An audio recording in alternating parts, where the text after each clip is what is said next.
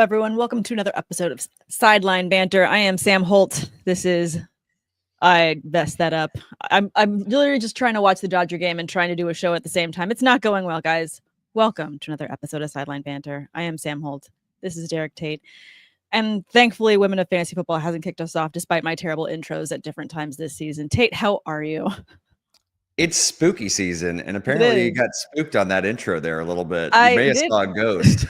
No, like all of a sudden, like my voice just like went, and I was like, what? I just got like, it's fine. It's week 9. I might as well come into this episode injured because everybody else is. So that's how we're gonna segue into all of this. I am pretty devastated about Skattebo's injury, and I'm still not over it because I have too many shares of him, Tate. I know we're going to talk a lot about Tyrone Tracy going into this week. There's a lot of, top name waivers, but just have a therapy session with me really quick. There's going to be brighter days ahead, right? Or is this just like one of those moments where it is what it is and we just have to move on? Well, fantasy football has a way of having you already have the next man up approach. It's tough though when you're like emotionally invested in a player and it's one you hit on, right? Like you probably got Scat in round 9, round 10, something like that in your redrafts, and he popped and he's a fun player to watch. So you're emotionally attached to him and it's all gone in the blink of an eye. Seriously though, no jokes aside, that looked like a pretty rough injury. Hope for nothing but a speedy recovery for our boy Cam Skattebo. Yeah, I mean, you never want to see anyone get hurt that way, but I mean, he was just on such a tear as well. So it was really exciting to see what the rest of his season was going to look like, just given the system they had. He had such a flow going with Dart. It was just a brutal way for his season to end. But we've got lots and lots of football to talk about. So guys, if you have any waiver wire questions or trade questions, because a lot of people are approaching trade deadlines in different leagues, please get them in the chat. Tate and I will do our best to answer them as quickly as we see them pop into the chat. So first I want to talk a little bit about Monday Night Football. Quick recap. The Chiefs absolutely destroyed the Commanders. It was a pretty brutal loss for them, but I think that this was just a really next level showing for multiple pass catchers for the Chiefs. And I feel like Kareem Hunt had it out for me because he was one player I went against and I had a lead going into this game. And it was like he didn't want to see me win my week, which felt personal and I feel attacked. So first off, I apologize if you had to face off against Kareem Hunt because, 2 tutties will do that to you from a guy that is normally just barely in flex consideration every week. One rushing, one receiving. What the hell? I actually want to give it a positive spin for the Commanders. I thought they battled. Like, I really, truly thought that this may get ugly very quickly. And this was still a game at halftime. And then the offense, Kansas City didn't shoot themselves in the foot when they got into plus territory in the second half. And we saw that, Patrick Mahomes and this offense with Rashee Rice back in the fold, Xavier Worthy back in the fold, they're going to be a problem, Sam. In particular, if you cannot generate a pass rush, Mahomes has got enough weapons now that he's going to make you pay on the back end. I feel like there's different parts last couple of years where we've questioned the Chiefs offense. And, okay, is this going to be the year that they drop off? Like they'll have a stint of games where they just don't look like themselves. And this year they started off the year early with several of those. And it was like as soon as Rice came in, the lights just came on, and it's just a remembering of who they are, how many weapons they have available. And when everyone's on the field, how do defenses try to eliminate any and all of them? And the answer is you can't, because someone's always going to end up being open. Well, what you really see, at least from, a scheme perspective, is now you hit the one deep shot down the sideline to Xavier Worthy, I think on the first drive of the game, correct? So you have that vertical stretch, Sam. But then what they really want to do is this a West Coast style offense. They want to get the ball out quickly and give you that horizontal stretch. Rashee Rice, still a yak monster, and that's how you come up with 8 or 9 receptions for 99 yards and a score. Death by 1,000 cuts. He's a great weapon in that offensive scheme. And then, of course, if you're going to run zone coverage, I think that that's the one way Travis Kelce can really still hurt you in 2025. He had a monster night on tight ends week. Real quick story, though. You mentioned something about Kareem Hunt, being an Achilles heel for you. Yeah. Samuel, I have won one league by 0.014 points in Wow. a PPR, and I was playing against Deebo Samuel. So that one dropped pass that turned into an interception turned out to be the difference. So, well, this is why we love the game, isn't it? Because the game is won and lost on these tiny little things, or by multiple touchdowns, and you're just completely defeated. I love this comment here from Wendy, our good friend Wendy Yearly. They still don't have a great run game though, but who needs it? I mean, when, like you said, they've got so many people available to stretch the field and be open in different ways. It was Rashee Rice had 9 receptions for 93 yards and a touchdown. It was Travis Kelce that had the 99 yards, 6 receptions and a touchdown. But I mean, again, 2 pass catchers with over 90 receiving yards. That just sounds like a pretty standard move for the Chiefs, especially when they start to come in hot. I agree with Wendy that the running game is something that I don't think is going to be a strength of Kansas City this year. I think we've already seen that with their collection of backs. But like you said, kind of who needs it when Patrick Mahomes is playing at this level? It almost feels as if this is like a mini revenge tour for anybody that was doubting Patrick Mahomes still being an elite fantasy option after the last 2 seasons. And yeah, this offense looks right, which is really scary for the rest of the NFL. It does look really scary. It's definitely giving, Tom Brady with the Patriots, never count them out kind of situation. As soon as any hate or,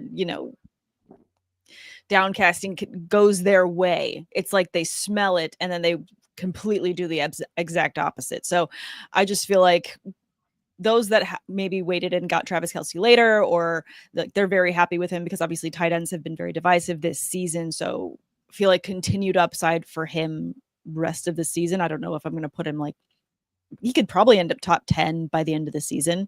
But I wouldn't go so far as to say top 5, because I feel like we've got a couple other tight ends we want to talk about later in the show that have that potential. Although, of course, as soon as I say, no, he's not a top 10, he's going to have another several weeks that are putting him in the top 5, and I'm going to be completely wrong there. So, but that's just because that's how the Chiefs like to act. I want to talk about the different playmakers for the Commanders, though, because with Jaden Daniels not there, this team, to me, definitely struggled. Obviously, McLaurin ended up with the lone touchdown, only 3 receptions, and Bill Krosky-Merritt, another back that we're talking about in terms of running game struggling, only 9 carries for 25 yards, 0 catches. It's just hard to see how this team can get going without Jaden there.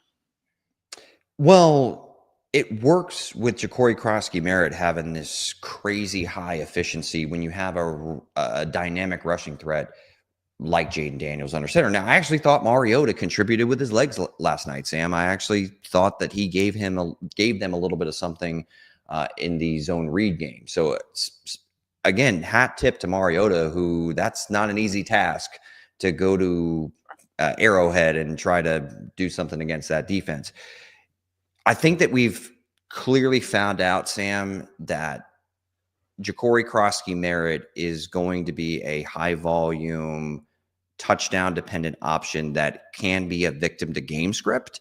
And he's far more likely to be facing a negative game script while Jaden Daniels is not in the lineup. So I kind of drop him into that flex range right now. And you're looking at him going up against Seattle and Detroit in the next 2 games.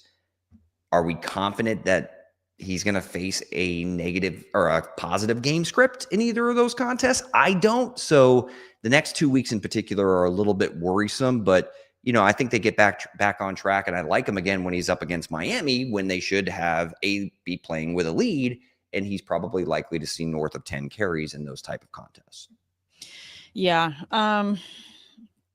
I don't know. It's hard too, because we just came out of Bimageddon, and I want to have some level of positivity for our viewers and listeners in terms of trying to find other people to play. And I would love to be walking away from this game, at least with Krosky-Merritt, you could feel confident throwing him as an RB2, for example. But I agree with you. He does drop to flex standing for me, and it really depends on my other options that I have available in terms of feeling confident starting him.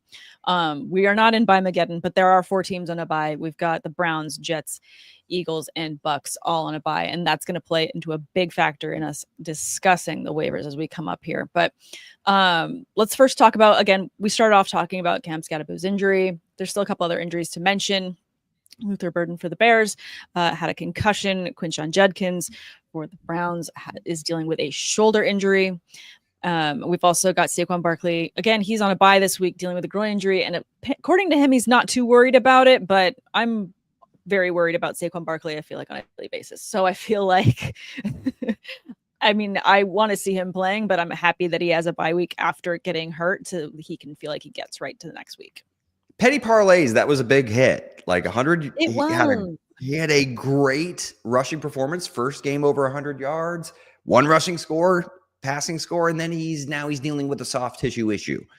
But hey, the bye week for the Eagles comes at a perfect time, which means we don't have to worry about Saquon, because we weren't going to have to worry about Saquon in week number 9 anyway. So I'm encouraged by what I saw from Saquon Barkley in week 8. Yeah. I mean, I agree. I'm encouraged by his usage, and I do think that the rest of the season is going to be better for him. I do feel like I really prefer these mid-season bye weeks for a lot of reasons, and injuries like this are definitely one of them. I hate the early bye weeks and hate that my Steelers had such an early one, because we could definitely use a break right now. But that's just the way it goes for a lot of these teams. I want to get to next section, which is just gonna be some added and benched players that we need to talk about. But I'm sure that everyone else is tuning in for World Series. Dodgers are now down 4-1 to the Blue Jays in the 7th. So it's a little bit brutal. Just saw that. Are they pitching to Shohei Ohtani today? It was pretty hilarious how they refused to. I haven't seen him up yet, but I feel like they're probably going to start walking him as well. Yeah, it's interesting too, because LA is insanely hot right now, so apparently that's just going to equal a lot more home runs for these players. But Gator, appreciate you joining us while watching. Gator is rooting for the Jays. They have to win this in order to keep it competitive. Dodgers fan would like them not to, so we can just keep moving. It's really funny how little work gets done at my main job when it's Dodgers World Series, and how quickly everyone leaves the office as well. But that's just the nature of the beast. Well, you're over there on the West Coast. Timing is all kinds of weird when it comes to sporting events over there. Yeah, I mean, I feel like it's way worse for the East Coast, because that 18 innings last night, I mean, last night I was up till midnight watching the end of this game because it went 18 innings, but everyone else on the East Coast, if they were watching it, was staying up extremely late. So I feel worse for you guys. You know, okay, that's fine. If you want to feel some sympathy for us, that's okay. That's okay. Yeah. I mean, you do get football at 10 a.m. I'm a little bit jealous about that. I hate having to wait. But you also don't, when you guys get the London game, you're probably not catching that one, Sam? No. So I do love my breakfast football. The 10 a.m. breakfast football is great. The London games are brutal. They tend to be, I sleep with my laptop next to me. I open it, I check the score, and then I fall back asleep. So it's pretty brutal. But yeah. Anyways, let's get back to football. I know. No. I think I started that with going off the rails talking about the Dodgers anyway, so my bad. Want to talk about some ads and benched players. All right. First, let's talk about the Saints. Spencer Rattler was benched this weekend for Tyler Shough in the 3rd quarter, and their loss to your Buccaneers. But it looks like he's going to officially get the starting job. How do we feel this is going to affect the rest of the offense for the Saints? Can this be anywhere? Like, it can't get worse, right? It has to get a tiny bit better. Asking for all of my Olave shares. I will say that I don't think that Rattler played absolutely awful when he was under center this year. Like, there were multiple 200+ yard performances through the air. They weren't playing winning football and all that, but you know, Rattler wasn't terrible as far as distributing the ball. Chris Olave has still had great target share numbers throughout the year. And I think that it was like 7 straight games to start the season where Rashid Shaheed had 4 receptions every single contest. Yeah. So I'm not as worried about those top two options. Again, Tyler Shough is somebody who does most of his damage by getting the ball out of his hands, winning in the pre-snap process. So I'm not that concerned as far as their value in fantasy taking a big, hit. It's actually the usage of Alvin Kamara that is just making me scratch my head. There is absolutely no pass catching floor anymore for him, which is what has driven his fantasy value. And now in a pretty rough offense with a rookie under center, yikes. Yeah, that doesn't make sense either. I think that it felt like, correct me if I'm wrong in terms of how I'm reading the tea leaves on this, but it seemed like they were looking to maybe move from Chimere and, get some run for Kendre Miller, who's now on IR, but that didn't seem to work out for them because it did say like Chimere was like, I am very happy in New Orleans. I have no interest in leaving. So not sure. If he got traded, I'm going to go drink some pina colada somewhere, Sam. That's almost like, hey, I'm going to go retire if I'm not going to be a saint. If I'm not going to be a saint, I'm just like leaving. So not really trade value here. I mean, imagine if you got traded. I mean, would you not go like, oh, all right, well, I'm going to go have a drink at a bar somewhere. And then, I guess I'll report to work with my new team in a couple days. Yeah, absolutely. That's probably be my move. Well, it depends on where I got traded to, I guess. But I prefer the Miami Vice over the pina colada, by the way. What's the Miami Vice? Argument for another day. I think it's like half pina colada, half strawberry daiquiri. Oh, you like to drink a lot of sugar. Like that's way too much sugar for me. I used to back in my cruise days. Don't judge. So much judgment. My face was just like, ew. That's just like drinking straight sugar. Like I burned off calories by just eating back then. So that's no longer the case. That's not science. You can't burn calories by eating. Metabolism, Sam. It works in funny ways in my brain. There's a reason why you competed in fitness competitions and I did not. So I was like, that math is not mathing for me. My God. Let's jump to this question from Mark, since we haven't had a ton of questions in the chat. I want to make sure that we get to all of them. Guys, if you have any trade questions or waiver questions, please throw them in the chat. Tate and I are on one today in terms of going off the rails. So keep us focused. All right, this one from Mark. Happy Tuesday. Week 9 already. Purdy or Lawrence this week. Lawrence has a pretty juicy matchup. If he doesn't do it this week, then when? Are we going to ask ourselves that question about Trevor Lawrence every week? Every day, all the time. Trevor Lawrence. Again, I'm worried about Brock Purdy's toe being an issue throughout the whole daggum season. So we're worried about every single Niners player ending up with some level of questionable, doubtful, some little red letter next to their name at any given time. Yeah, except for Christian McCaffrey, who knock on something. Don't jinx it. Don't put it in the universe. I find it ironic that he appeared on the week 1 injury report with a calf injury in his. Okay, all right. Let's not put it in. Your answer to your question is Trevor Lawrence. Yeah, I think so too. Let's see. No further thoughts on Trevor Lawrence? No, I just paused to click over. No, I like he has a really good matchup with the Raiders. And I think that despite playing away in Vegas, I feel like if they're going to show up, this is a good weekend for them to do it. So we're also dealing with, we talk about we're not living in Bimageddon, but we're dealing without several top quarterbacks. So you're missing Hurts, you're missing Mayfield. Fields has now become relevant again, and so you can't start him either. So looking at quarterbacks that have really healthy matchups, trying to get them started this week. We have a comment in the comment section about Trevor Lawrence and being called mid. Yeah, LQ. He is legitimately the QB 16 on the season. That is about as mid as it gets, Sam. So yeah, that's exactly mid. That's right in the middle. It's right in the middle. Bullseye. Exactly in the middle. Oh, poor Trevor. I want better. Yeah, no. Great hair. Top 5 fantasy hair at the quarterback position, but I would say top 3 fantasy hair. Oh, okay. Yeah. Okay. Absolutely. Yeah, well, performance-wise, though, not so much. Mid. Yeah, definitely a bit mid. Look, if the one thing that I can say about Trevor Lawrence's outlook this week if they can't get that rushing game going, Sam, like it started off red hot with Travis Etienne having, multiple 100-yard performances, I think, within the first month of the season. It looked great. And then all of a sudden the efficiency dropped off. It looks like they're just not able to physically impose their will. They're going to have to rely on Trevor Lawrence. Encouraging signs from Travis Hunter in the passing game. Hopefully we continue to see that type of involvement, and maybe a healthier / non-seeing ghost Brian Thomas version hopefully raises the floor this week for Brian Thomas or for Trevor Lawrence.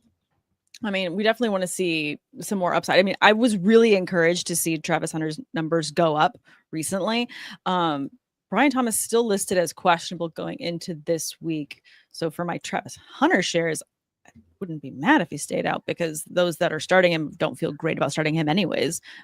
By saying him, I mean Brian Thomas Jr.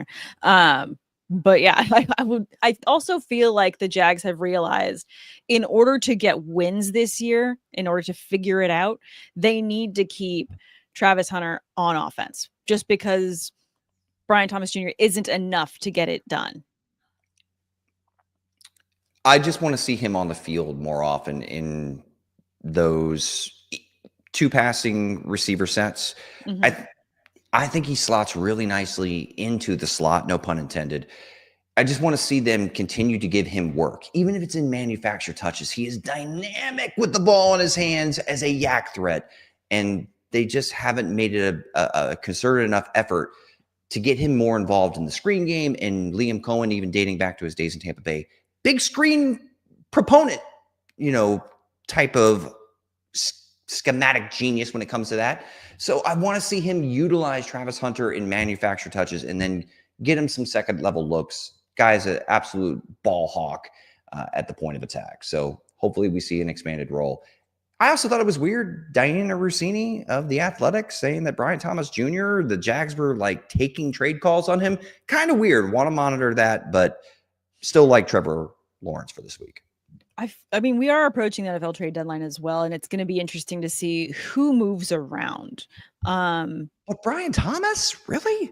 I mean, David Njoku in the news for possible trades as well out of Cleveland, which, I mean, given how Fannon's performed, makes a lot of sense. Right. And the Browns like to make weird moves anyways, so I wouldn't be shocked by any trades that they make. But Njoku's, I feel like, such an incredible talent, so I'd be really curious to see where he ends up. Can't think of a team off the top of my head that doesn't already have a tight end that's phenomenal, that's been producing consistently. But at the same time, hey, you know what? My Steelers keep adding random tight ends. Maybe they would just say, screw it, and would just add another tight end. Who knows? Then speaking of maybe Steelers, maybe the Browns will once again trade within the division, and maybe they will. We don't have to hear about it from Mike Tomlin. No, but speaking of that, the Steelers did add Marquez Valdez-Scantling to our receiver room because, why wouldn't we? When we're struggling, I should turn the logo behind me upside down, kind of like to show that the ship is in distress. What do you think about those Bumblebee uniforms, by the way? No, okay. Quickly about my Steelers. The atrocious throwback jerseys. As a graphic designer, as an artist, I can't stand bad design to begin with, but then when it's thrust upon me with my team, it is even more upsetting. So I even posted it on X this weekend. I did my own redesign of a vintage jersey to make it modern. There's so many things that need to be changed in order to make a vintage jersey with these colors work. And guys, if anyone from the Steelers wants to talk to me, I'm very excited. I would be so excited to change this and make it actually good, because there's so many good throwback jerseys. Your Bucks have an amazing throwback jersey. Thanks. And I love the creamsicle jersey is one of my favorites. I think it's such a good look. It's so clean. Even the Chargers doing their dark blues, that looks really good too. There's so many teams doing it right. Why do we always do it wrong? I always thought the Buccaneers logo used to look like my dad because he had like this mustache that made no sense in the early 90s. As a kid, I always thought that. So I'm all a fan of the old logo, the old color scheme for the old Buccaneers. Anyway, we have a couple questions. Yeah, let's get back to it. Sorry. This is Yeah. a really, I think it's because, you know what? I know why that we're so off the rails. The Dodgers are now down 6-1. So there's a lot of weird energy happening in the atmosphere. It's also I like keep 90 hitting you degrees with in random California. questions. I'm sorry. It's my fault, No, everybody. it's fine. It's fine. It's fine. This hopefully this is why people tune in, because we're random and we like to have fun. All right. This one is Isaiah Davis worth a #1 waiver pick. Obviously, context matters, but I do believe he is a very, very intriguing stash. He's high up on my board, even though the Jets are facing a bye week this week, which means their offense has a chance not to look terrible. But Breece Hall is a name, Sam, speaking of trades, at the trade deadline. That is a popular one. And he just had his best performance of the entire season.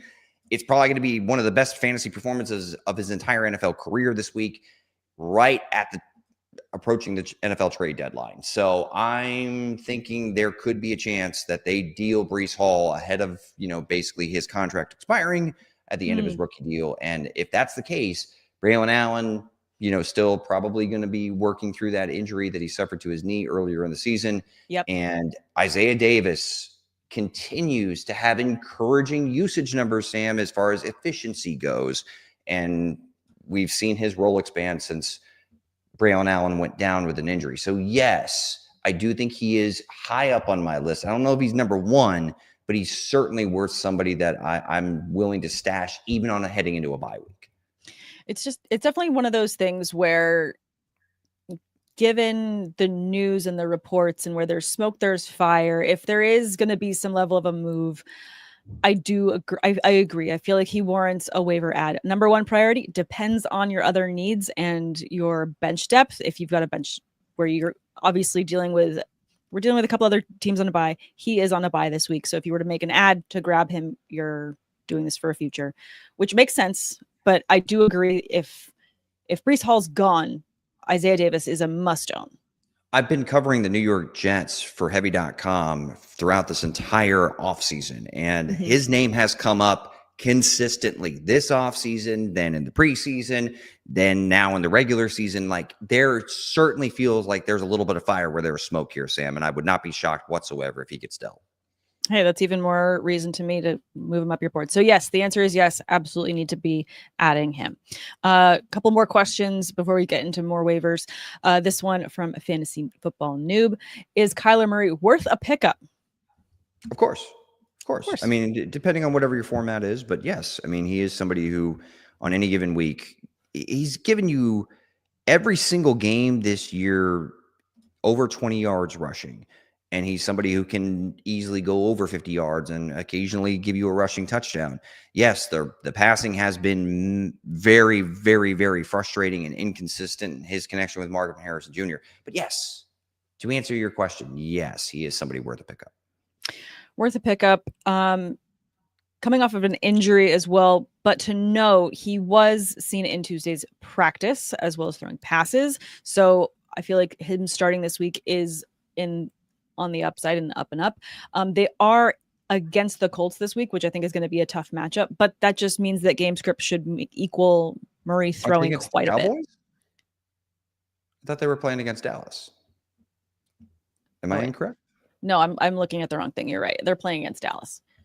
At Dallas. Which means, yes, you would start him if you start anybody playing against Dallas. Yeah. I'm going to blame the energy drink I had an hour ago. All right. But moving on. More questions.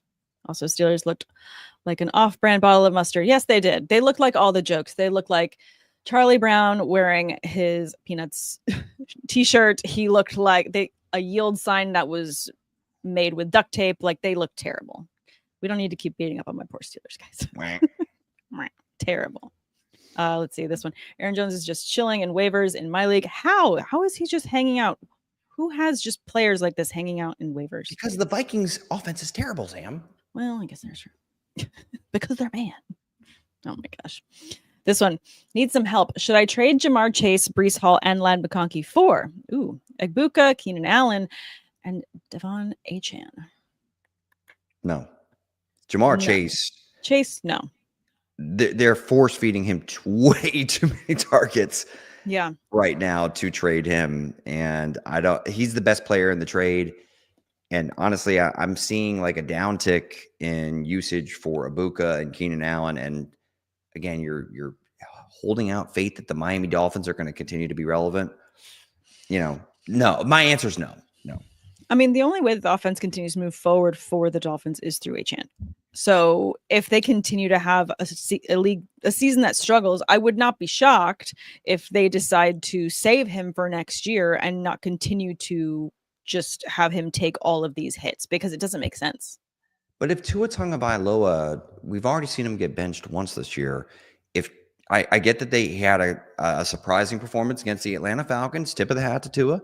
But if he struggles and Mike McDaniel has no other moves to make, then are we really sure that Quinn Ewers or Zach Wilson are going to pepper Devon Achane with the same level of check down targets that we've seen from Tua when it comes to throwing the ball to Achane? That's what scares me. And if he doesn't have that pass catching floor in PPR formats, that's where I could see the bottom falling out for Achane. Yeah. So basically, to answer your question, we're not loving the projected output for what you're looking to trade for. So again, and as part of this, I would much rather have Ja'Marr Chase. We've talked about the possible trade rumors for Breece Hall. Could end up being positive for him depending on where he lands. And Ladd McConkey is also starting to get more consistent again for the Chargers. So for me, I'd rather keep what you already have. Me too. Yeah. All right. This one, what would you rather have in Dynasty question? Garrett Wilson or Rome Odunze? Rome Odunze, without hesitation. Yeah. Keep, add, love. I mean, in terms of the upside, you've got the keep it brief. Why use many word when few word work? No. I had too much candy today. Your intro echoes that statement. Yeah, no, I haven't been drinking. I've just been eating a lot of candy. It's Halloween week, guys. I would much rather have Rome Odunze in Dynasty.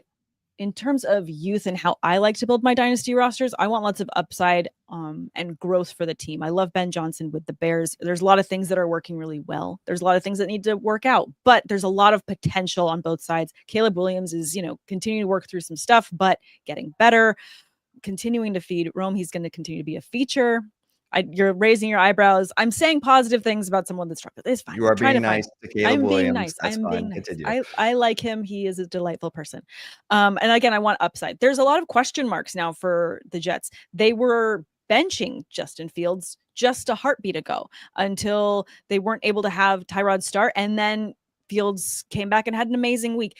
There's just a lot of questions to me about the future of the Jets. Course, by comparison. So that's why for me, I'm also just like, yes, please, Rome Odunze in Dynasty. I like the trajectory. It might not be like this, but it's going up. I feel like there's similar talents. One clearly has a better situation as far as the offensive infrastructure and quarterback situation, and he's younger. Yeah. So it's like, check. Yeah, for me, it's easy. It's Rome. Definitely going Rome as well. Did I? What are you laughing at? What am I like? Because I went check. No, I laughed at myself. Because I have to. Let's get back to some waivers targets. I mean, we talked about Cam Skattebo. Let's talk about Tyrone Tracy with the Giants. I'm looking at making a trade in a league myself in terms of I just lost Skattebo. I've been on a tear in this league and I want to keep going up. Tracy is someone that was having an amazing run before Cam caught fire because Tracy obviously got hurt. And now that he's back with, of course, Cam being out, it kind of feels like it's not a 1-to-1 swap them in. They are different.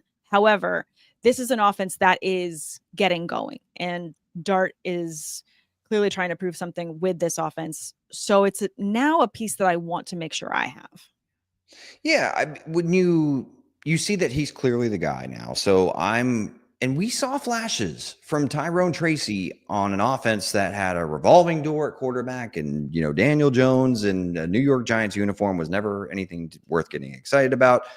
But over 1,000 total yards and 6 total touchdowns, Sam, and last year's New York offense was nothing to scoff at. And he has receiving background during his collegiate days, converted receiver to running back. Yeah, I actually feel if you need a running back, I'm okay with Tyrone Tracy Jr. He's somebody that I loved in the pre-draft process 2 seasons ago. While I hate the Cam Skattebo injury, I am someone that believes in Tyrone Tracy Jr., so I'm excited that he's going to get his opportunity at an expanded role. Yeah, and then one more Giants running back to talk about as well. Devin Singletary, only 2% rostered. Depending on deep leagues, maybe add him as well, but I think it would really depend on your league structure and who's available in order to grab him. And he would really be more of a bench stash, not like an immediate start for me. Hard no for that. Yeah.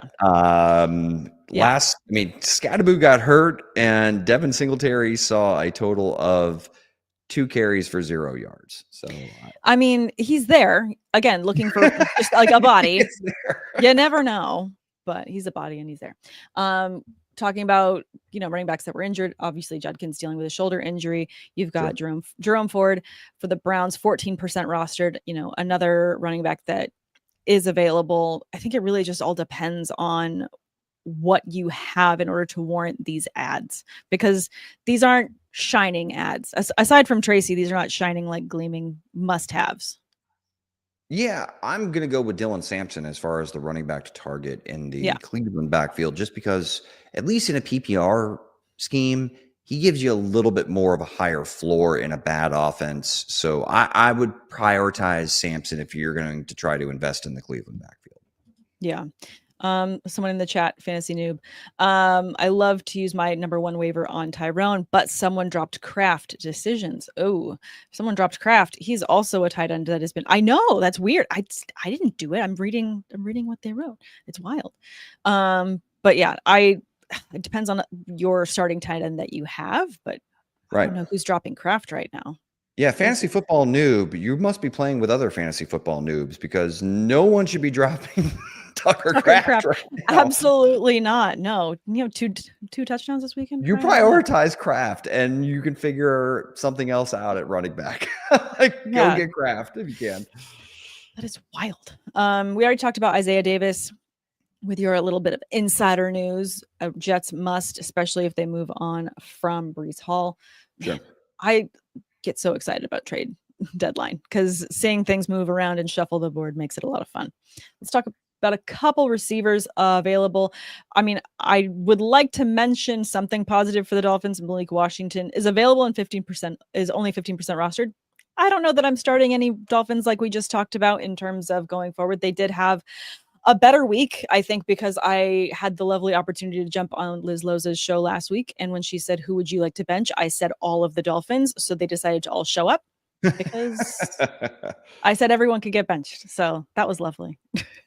But yeah, I don't know that I'm picking up Malik Washington this week. I would say Malik Washington if you get yards for return yards, if you get points for return yards, excuse me. Yeah. Other than that, it is encouraging that he has seen 13 targets over the last 2 games with 9 receptions and actually scored his first receiving touchdown of the season. So, I mean, maybe if you're super, super desperate in a deep PPR league, then maybe he's worth a stash, but I'm not looking to start him this week against Baltimore. Yeah, not so much. 2 Raiders receivers to mention, Trey Tucker and Jack Beck. Tucker is rostered in 38% of leagues. I drafted Jack Beck like at the end of several drafts, and I mean, I've just dropped him almost immediately. Trey Tucker, though, has potentially some usage. I will say if the Raiders do decide to move on from Jacoby Myers, who still wants to be dealt and get off the Raider squad, then and that could happen, then you could see an expanded role for both of these players, and maybe they're both worth a stash. I'm not starting them this week, but I can see the path where maybe they see an expanded role that is sustainable moving forward if Myers is no longer on the roster. Yeah, a lot of moving pieces when it comes to this trade deadline. So this is definitely one of those ones where I like to follow all the beat writers for every NFL team just to like see if any extra news is coming out from them immediately. But this is definitely one of those times where if you want to get fully into the weeds as a fantasy manager, do your homework. Try to be a Derek Tate when you can, to be that nerdy into a team and following for fantasy sports. Look at me giving you a compliment. I got called nerdy. Thanks. You're welcome. I know you like it. Let's jump into one of your segments because I have so much fun with them. Fact or fiction. Let's jump into it. Yeah. How about just kind of real quick? Sure. We've talked about Oronde Gadsden. I've, patted myself on the back, didn't pour any milk on myself like we talked about as far as the winner's circle on my victory lap on Gadsden. But he kicked off National Tight End Day weekend with a pretty solid performance, Sam, scoring on the very first drive for the Los Angeles Chargers. So I'm asking, fact or fiction? Is Oronde Gadsden a top 5 fantasy tight end for the rest of the season? Top 5 for the rest of the season. So looking at total points for this season and who is sitting at the top right now, Gadsden's sitting in terms of total fantasy points for the season, sitting at tight end 12. Those ahead of him that I could see dropping out of this and by end of season him moving up. I could see Juwan Johnson dropping out as he is sitting immediately ahead. I could see Zach Ertz dropping out. Hunter Henry's on a tear, so it's hard to see him dropping out. But looking at some other names, Jake Ferguson, sneakily the number 1 tight end in fantasy right now in terms of total fantasy points. Top 5? No, because I'm looking at this list, and Ferguson, I can't imagine him coming further down the list than 5. Tucker Kraft, we just talked about, also on a crazy tear. Trey McBride, if the Cardinals have any hope or prayer, they're going to have to continue to feed him as well. Travis Kelce also on one. There's just a couple names that go ahead. So I feel like top 10, absolutely. 5 might be pushing it for me. Let me go ahead and try to reframe this. And I know that you mentioned what guys could fall out of the top 10. And I understand you're saying top 10, sure, top 5, no. So keep in mind, Oronde Gadsden was a healthy scratch, Sam, for the first 2 weeks of the season. Like, he did not play. And then saw the field against the Denver Broncos, caught 5 passes on 5 targets, and the rest is history. Now he's taken that job. Since week 3, he's the tight end 7 in fantasy football in PPR formats.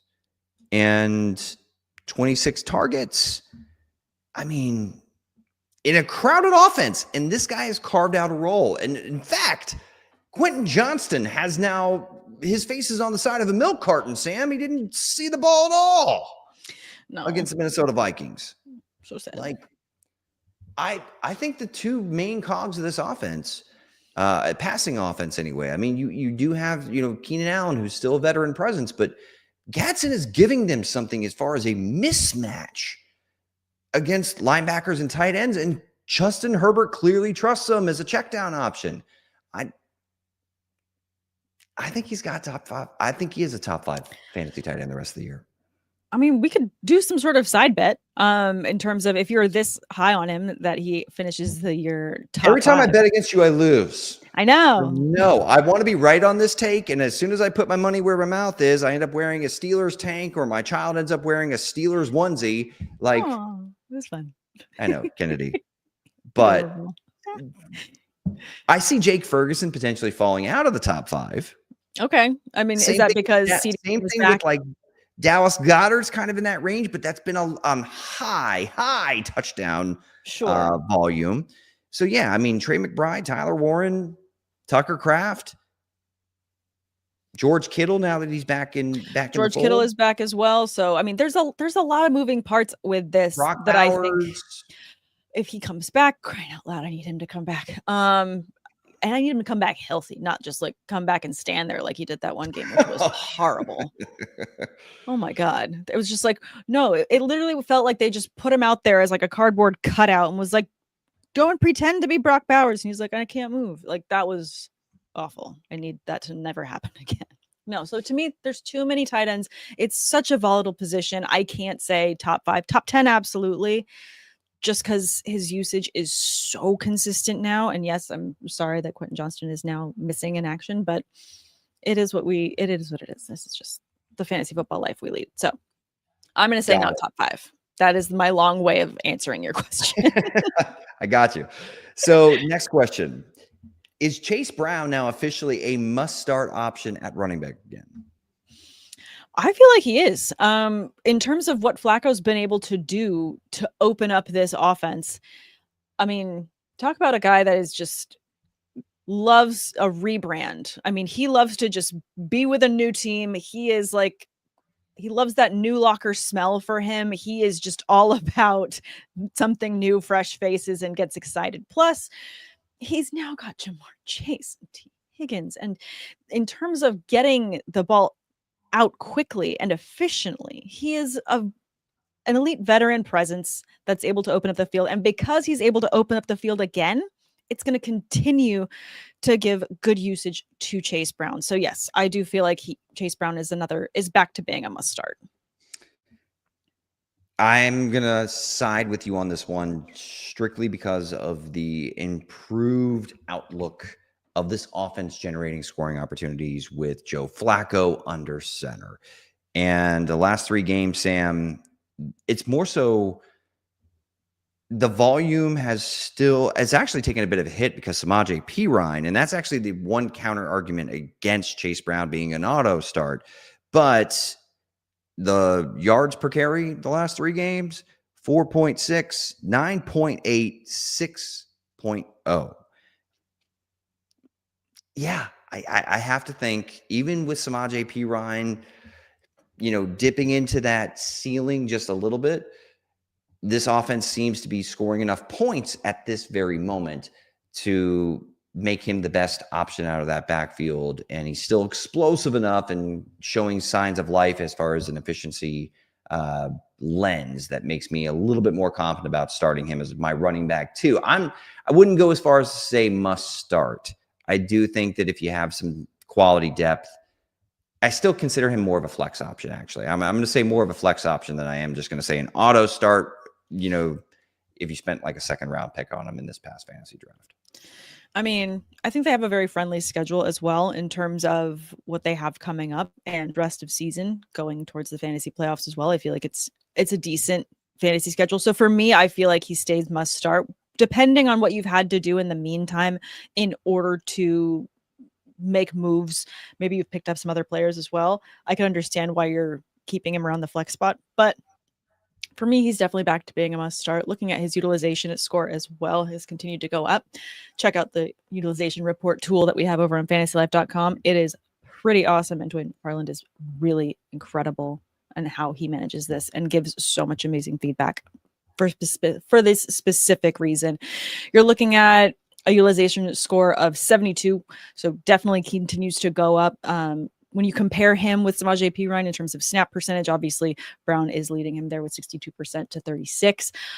To your point and why Perine is a little bit concerning in the short down and distance snaps, he is actually slightly beating Chase Brown with 50% to 47. So there's a couple stats where he's kind of starting to get the edge. 2-minute snaps, so quick drills, he's up in that percent as well in terms of utilization over Brown, 69% to 29.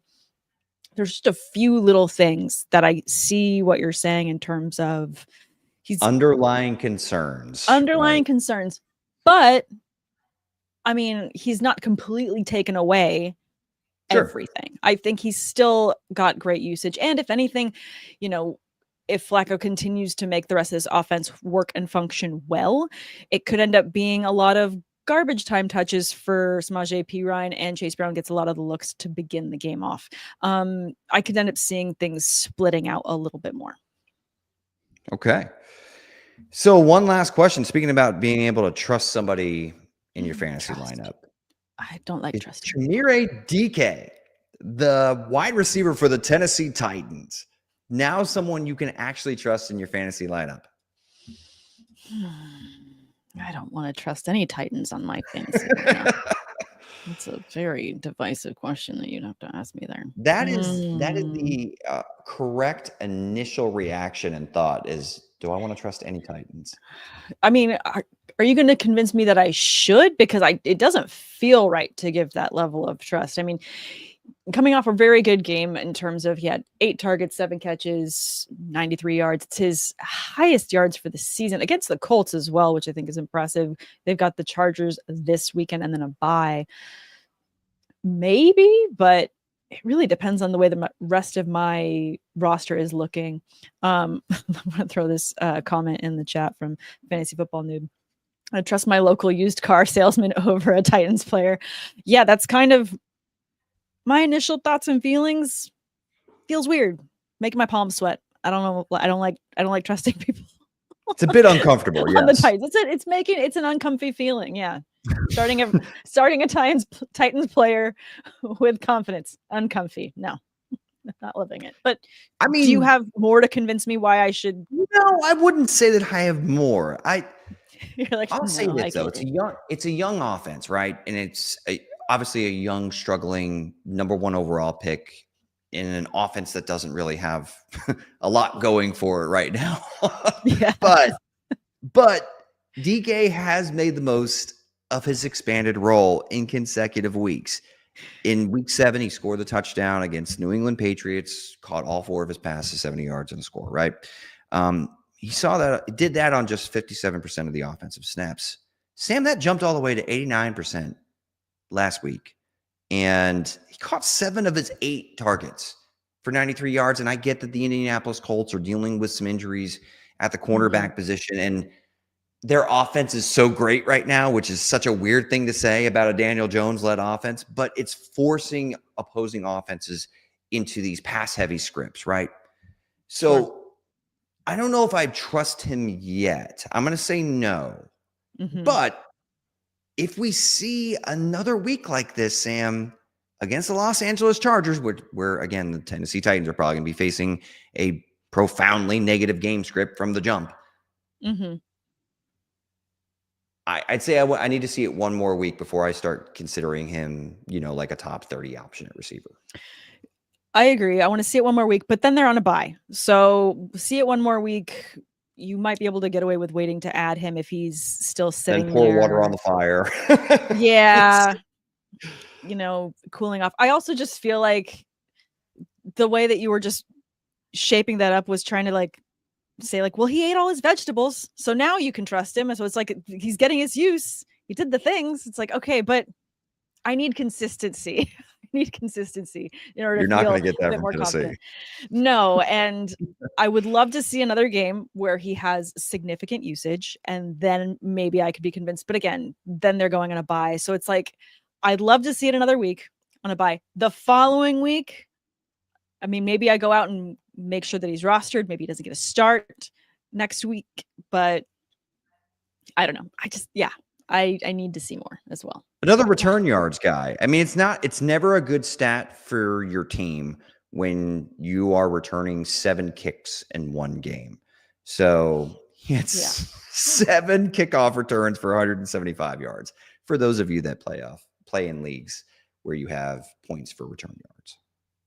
Those sound like fun leagues. I need to add that rule to my league. All right, That Tate, makes I want to get to and Malik Washington cheat codes. It does.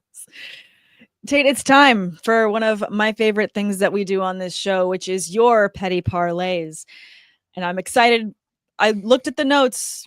You don't always throw them in the notes, and sometimes I get them by surprise. But these 3 look like fun, and I can't wait to jump in. So let's jump right in. Yeah, it's time for the Tater parlay of the day, kids. Count them with me. 1, 2, 3-leg parlay. Sam, first we're going to the NFC North division. Alrighty. Detroit Lions taking on the Minnesota Vikings. And hey, Sam, I know we didn't talk about this, but isn't it a little bit weird that Carson Wentz was rolled out there as basically a sacrifice to ensure that poor man JJ McCarthy and Max Brosmer did not get put in the game before they were ready to face an NFL defense? And then, Carson Wentz comes out that he's playing with like a messed up shoulder. Now he needs surgery. Kind of weird, isn't it? That was horrible in terms of keeping players safe and keeping them safe from themselves, and also making sure that everything's in best interest. there was a lot of question marks for me with how they treated poor Carson Wentz. But you have a parlay in the mix here, and I'm seeing some revenge with this game, given it's Lions Vikings. Yeah, once upon a time in the land of the Motor City, there was a tight end by the name of TJ Hawkinson that I know him. We do. I understand Unfortunately, the a lot reference. of fantasy managers don't know him in their starting lineup because he's the tight end 22 on the season because they have not been able to find an answer under center at quarterback the entire season. Even when he does score a touchdown, it seems to not survive the review process of catching the ball and it potentially touching the ground. Anyway, I digress. But look, the Detroit Lions offense, Sam, we have no questions about them. We do have questions about this defense after they just got torched by the Los Angeles Chargers, which basically, in other words, means that the Detroit Lions are probably going to put up some points against the Minnesota Vikings, which means whether it's J.J. McCarthy or Max Brosmer or whoever's under center for Kevin O'Connell and the Vikings, they're going to have to throw the ball to be able to keep up with the Lions in this game if they want to stay competitive. I'm going to say, with T.J. Hawkinson returning to the Motor City, 1 touchdown, let's get him involved. It's like almost like a petty parlay for TJ Hawkinson. Okay. Yeah, I can track that. A pity parlay. Great. Now I've just coined a new term. Petty parlay. It's a pity party of a parlay is what it is. I'm not wearing a hat and I don't have one. What is it called? Like a streamer where you blow it out? Like, anyway, yeah. The kids love, use the entire bag that I buy, and they say, sorry, Daddy, I poked a hole in it. Anyway, moving on. That's your second one. This is another good matchup, so I'm excited. Commanders Seahawks, Sam. Mm-hmm. So when you think of the Washington Commanders right now and their defense, who's the one player that comes to mind? Probably Bobby Wagner. Bobby Wagner, the ageless wonder. And Sam, he doesn't move quite as well. It's a little up, a little long. As we get older, sometimes we take a minute. When it rains. Sam, I played pickleball the other week and I felt like I, was about to pop my Achilles. So yes, I understand you get a little bit older, longer in the tooth. You don't move around quite as well. Bobby Wagner's still playing professional football at the age of 35, so no shade thrown at him whatsoever. No. But I am concerned about the outlook of the Washington Commanders offense being able to have success against the Seattle Seahawks defense, whether or not Jaden Daniels is active in week number 9, which means I think we're going to see a lot of Bobby Wagner on the football field against his former team where he used to be one of the leaders of an all-time defense. Give me solo and assist tackles combined 15 plus, Sam. I think he has a season high. He hasn't hit the 15 threshold yet. If they're going to be on the field early, often, and always, if they can't sustain drives against this stingy Seahawks defense, then we're going to see a lot of Bobby Wagner all over the field against his former team. So give me 15 plus total tackles, which is a very high mark, but that is very high. My boy Bobby. I like that. I think that I love me some defensive parlays too. So I'm here for it. I love it. What is your third and final petty parlay to cap it off? Yeah, this is really, it's not as much petty, I guess. It's more just the entire city of Buffalo probably wonders what if, Sam, if Dalton Kincaid was able to haul in the final play of their 2024 NFL season against the Kansas City Chiefs, where Josh Allen threw up, somehow got the ball up in the air, and it was right through Dalton Kincaid's arms. Look, the Kansas City offense is humming right now, Sam, and I think that they're going to give this Buffalo defense a ton of issues throughout this contest, which means to me that they are going to have to rely on Josh Allen being special in this contest. And outside of Khalil Shakir, we have not seen much from the passing game of this Bills offense in 2025.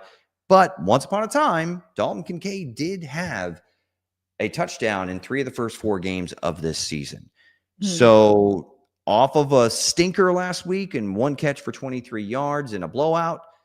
Give me a big Dalton Kincaid type of contest. I think he has over 50 yards receiving and a touchdown while they try to keep pace with Patrick Mahomes and the red-hot Kansas City offense. So it's not so much petty, but it sounds like a redemption arc is what we're going for. So we have pity parlays, we have redemption parlays. I like it. I hear it. One of the purposes of petty parlays is we're speaking into the script of these players going into these matchups. It's not just about stats. It's about vibes, feelings, drama, and pettiness. So it's about all of these things that go into all of the things that we love about watching sports. It takes all of our emotions, it puts it on the players, and that's where we're taking our bets. I really like this one. I love a redemption arc for Dalton Kincaid, especially the way that we just capped off National Tight Ends Day. I want to see this energy for the tight ends continue to go on, which is why I love that you've got 2 tight end parlays here. You've got one with TJ Hawkinson and one with Dalton Kincaid. I want to keep the good times going. It's been a tough position to watch these players go through this season, and I'd like to see both of these guys end up with a hell of a week. Yeah, I mean, it's a hell of a leap of faith that I'm taking in Dalton Kincaid and TJ Hawkinson this week. But, these guys were just a little bit late to the tight end national holiday. So just a little bit late, but they'll deliver for you, as that is the Tater parlay of the day with the 1, 2, 3 leg parlay. Good luck this week, kids. That was delightful. Tate, thank you so much for that. Guys, thank you so much for tuning in to another episode of Sideline Banter. If you haven't already, please like and subscribe to the Women of Fantasy Football channel so you don't miss a single episode of our show, as well as the rest of the amazing shows that they have for you guys in order to set your lineups, create your rosters, get those wins every single week. We really appreciate you. Please tune in next week for week 10. Where we cover plenty of injuries, news, and help you setting your lineups every single week. Guys, good luck this week, and we will see you next week.